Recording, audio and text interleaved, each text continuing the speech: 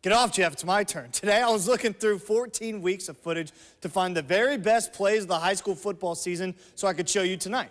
But that's a lot harder than it sounds, and it's because of the insane amount of playmakers we have here in Middle Georgia. So here are my top 5 plays of the 2016 season, but I promise it was not easy, so please don't hate me if you disagree.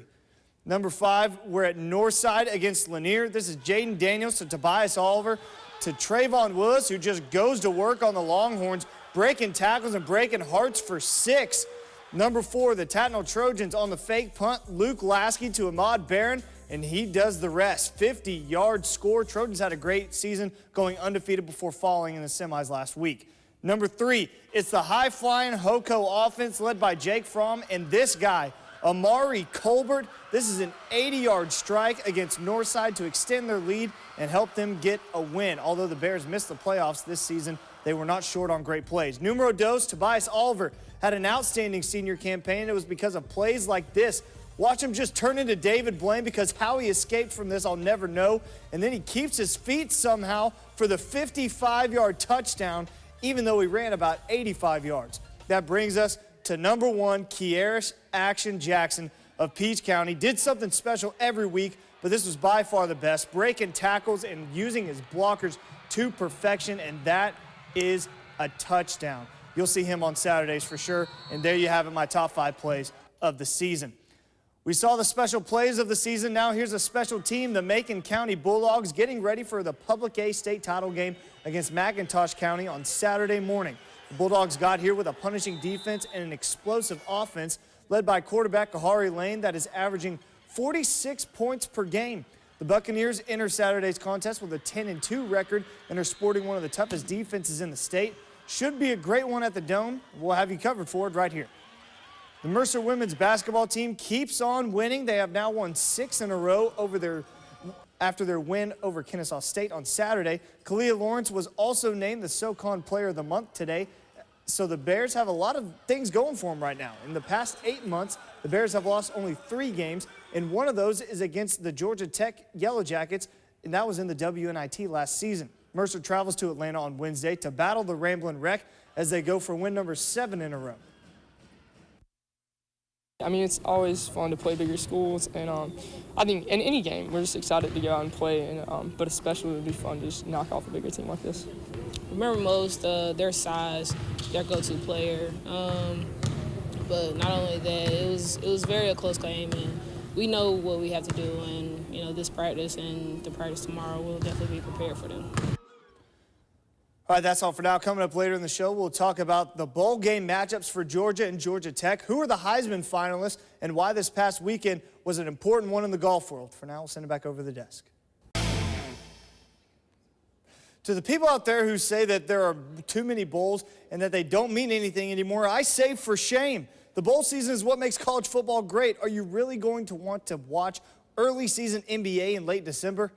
Not me. I'll be on my couch watching the famous Idaho Potato Bowl with a spud in one hand and a remote in the other.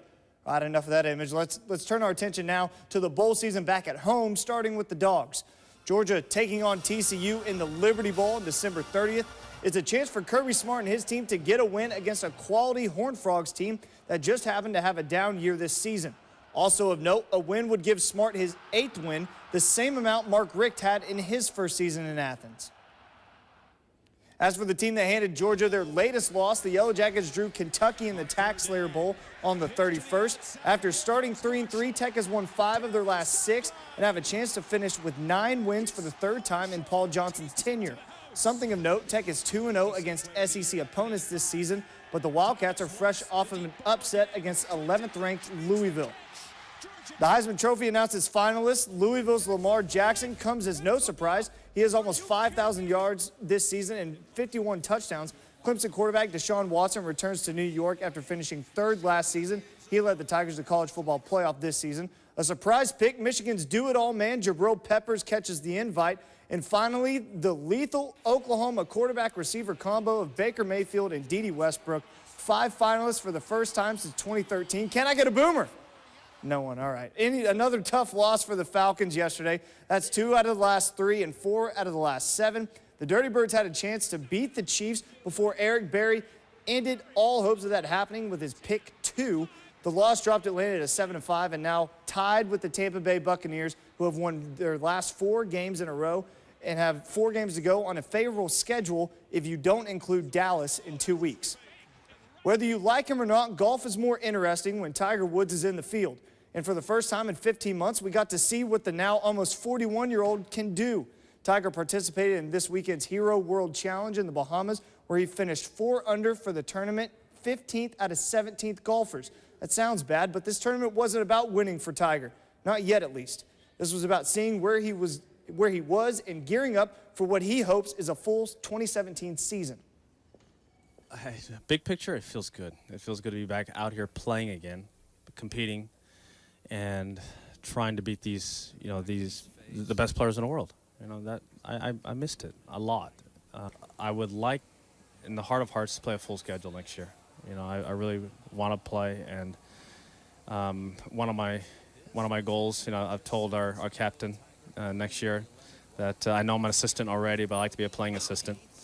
And so that was kind of the idea going into this year's Ryder Cup, but didn't quite pan out that way. So, hopefully next year I can start playing some more events. And in case you're wondering, the Masters only a little over 5 months away. Ooh, So El Tigre. You here before we do it? I hope so. I like it when Tiger's in there. I want to see him do well. Yeah, no doubt.